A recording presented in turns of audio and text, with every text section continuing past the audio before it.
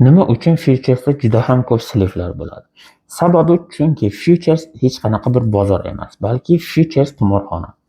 Misol uchun siz futuresda qaysidir coinga yoki qaysidir aktivni chiqishi yoki tushishligiga pul tikasiz. Agar siz aytganingizdek bo'lmasa, bu sizni butun tutgan pulingizni hammasini sliv qilib yuboradi.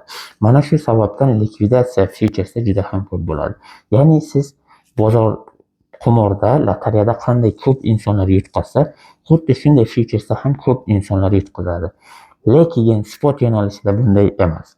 Spot yo'nalishida siz bir aktivni sotib olasiz, istagan vaqtingizda uni sotib yuborasiz. Bu odatda aktivlar tushsa 5%, 10% tushadi.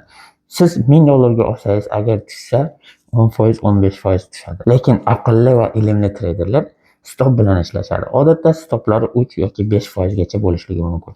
Misol uchun $100 ga spot yo'nalishida ishlagan treyder stop oladigan bo'lsa 5% yutqazadi. Lekin futuresda ishlaydigan insonlar stop oladigan bo'lsa, tamoman pulini yo'qotadi. Spot bilan futuresning orasidagi farq shu.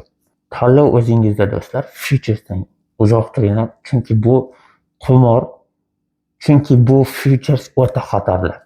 Ko'p boshlang'ich treyderlar futuresga kiradi. Otasini yoki akasini yoki molini sotgan yoki uyini sotgan yoki mashinasini sotgan yoki qiynalib pul topgan, o'sha pulni darhol yo'qotadi.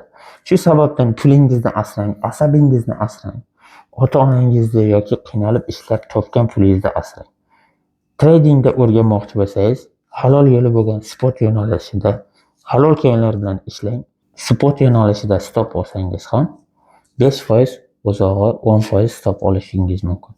Lekin futuresda bo'lsa, tamoman pulingizni yo'qotasiz. Tanlov o'zingizniki. Salomat bo'ling.